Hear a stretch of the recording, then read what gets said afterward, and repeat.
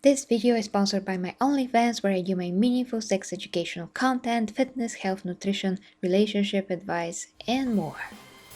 It's 2023 and strong female characters are pushed harder than ever in our media.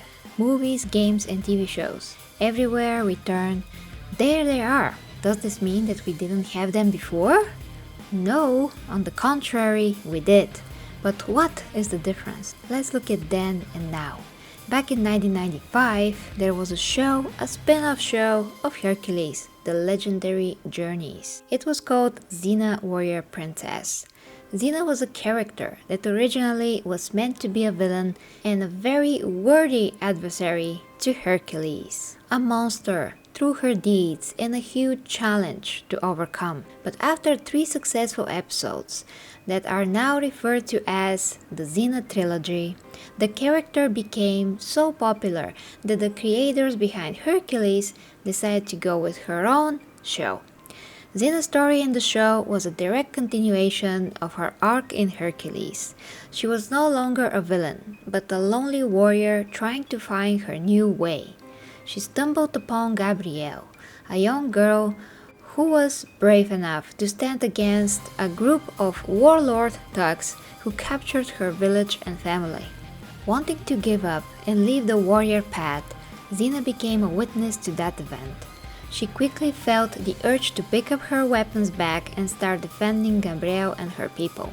Xena was victorious, and for the first time she departed from Hercules. She could stand up for others and keep the fighting for good. She meets Gabrielle and quickly realized that she needs to redeem herself and now become a new person, a warrior of justice. Gabrielle also needed a different life, one filled with more meaning and adventure, rather than that of a regular housewife. She sees an opportunity to go with Xena, and although Xena doesn't feel it at first, she'd rather have Gabrielle's company and protect her from harm. And so we see the start of a beautiful friendship and a building up of not one but 2 strong female characters. The story of Xena is of a young girl who saw the horror of her village being captured, looted, burned, and her younger brother killed. She started a campaign to gather a small force and protect other villages from the same fate. Unfortunately though, she becomes lost in the process, demanding money from the villagers under her protection and eventually becoming a conqueror herself. On her way, she spares only women and children, but brutally kills everyone else that stands in her way. Eventually, Caesar himself is her captive, and little did Xena know at the time that he will be the one to turn her even more scrupulous. She falls in love with him, he betrays her and crucifies her. Almost dead but still fighting for her life, Xena gets rescued by a slave girl with many skills, and that is how Xena learned the pressure point method.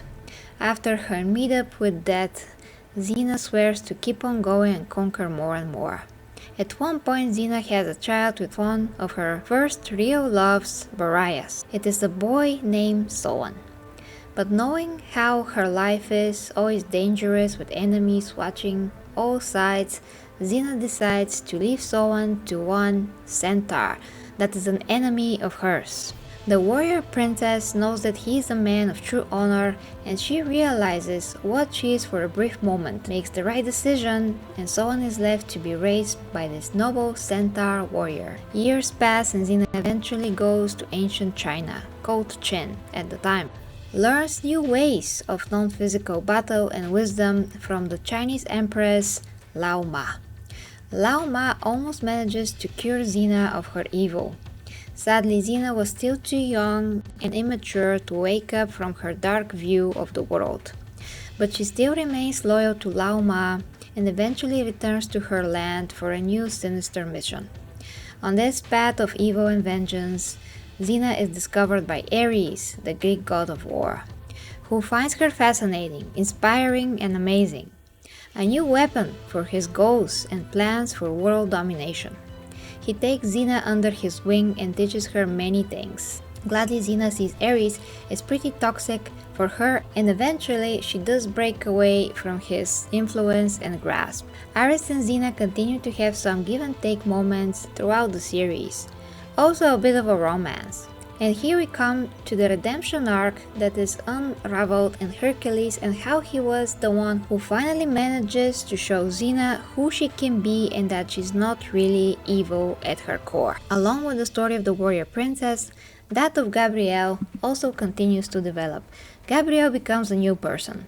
One experience after another, she is taught by Xena to defend herself with the wooden staff at first. Earlier, Gabrielle does marry and loses her husband to one of Xena's mortal enemies, Callisto, a strong female character, a vicious villain. Callisto's story is also complex, but I would just mention here that because of Xena's actions and lack of care when she was still an evil warlord, Xena's army burns Callisto's village and all of her family dies. Callisto is only a teen at the time.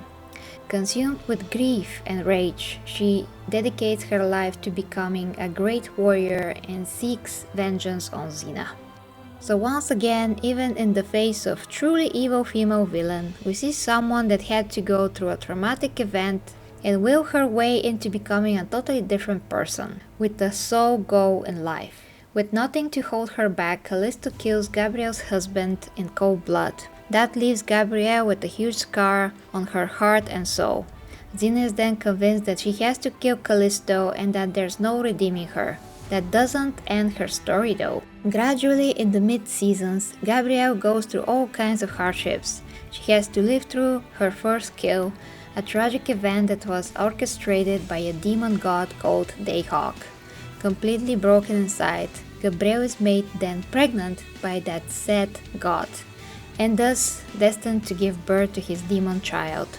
As you can see, the story of Xena and Gabrielle and what they had to go through separately or together is nothing like what we see today. The morals of each of their journeys are so deep that it's extremely difficult to abbreviate. They go through death, loss, a complete breakup, and coming back together, the death of both of their children and the aftermath of that. The Twilight of the Gods and how Xena has to execute it by no fault of her own. So many amazing storylines, not just from the point of a 90s show or an early 2000s, but in general. The epic saga that Xena warrior princess story and her best friend sidekick Gabrielle, who herself is much better and extraordinary than most female characters today, let alone Xena herself. What do we see today? We see characters that already know everything, that have to push men down in order for them to look better, who has to play it stoic and tough without us, the audience, knowing their true character. Where is their growth? What we see in Xena is a mastery of character development, storytelling through wisdom and meaning, a redemption arc, and a reinventing of oneself. Male characters also shine in their own right. What we see today mostly are female characters who already have everything and know everything, being condescending sometimes, disrespectful, and pushing down our throats what a woman is. So are we really in 2023? 22 years later than when Xena ended. Yes, we are. And it's sad and pathetic that we have gone backward. Backward to being childish, immature promoters of men bad, women good. What about equality for both men and women? Xena even had a transgender character, and that was back in 1995, who was given a very cool role and was treated with respect and objectivity. Now I want some straight answers. Have you got the wrong girl? Okay, I was just kidding. Where's your sense of humor? Gee, I guess I must have sweated it out. That your idea funny too. I was just trying to scare you. Why'd you want to scare me? Because I knew you knew. You know about me. And I didn't want you telling anyone. But when I came back to unlock the door, you'd already gone. What made you think I'd tell? You really don't get it, do you? I guess being born a woman, you wouldn't. This is a chance to use a part of me most people usually laugh at. Or worse. A part I usually have to hide. Only here that part works for me. You see? I think so. Look, I don't expect you to understand, and I'm sorry I got you steamed. I just hope you let me quit the pageant in private instead of going public with it. No way. May the best person win. The story was the focus still. Xena and Gabrielle had their own relationship, which was explored through subtext. They were never confirmed in the show to be lovers, but some of the creators did say that yes, they were a couple. That was never made canon in the show, so to this day, you are free to see it as you wish. And unlike today, their sexuality was never on the full front, but at the very back of the whole story, because the story will always matter the most, and the love of these two main characters is never under question. They love each other truly, no matter if it was platonic or not. Do you see the difference between then and now? Comment below and let me know if you want me to create more videos like these. And of course guys, like, share and subscribe. You can support me on Patreon, where I can do some custom reviews of movies and different things, and of course OnlyFans, where I do all of my educational content, fitness, health, nutrition, relationship advice, sex education, over 200 and something videos by this point, and of course my own physique updates and fitness progression.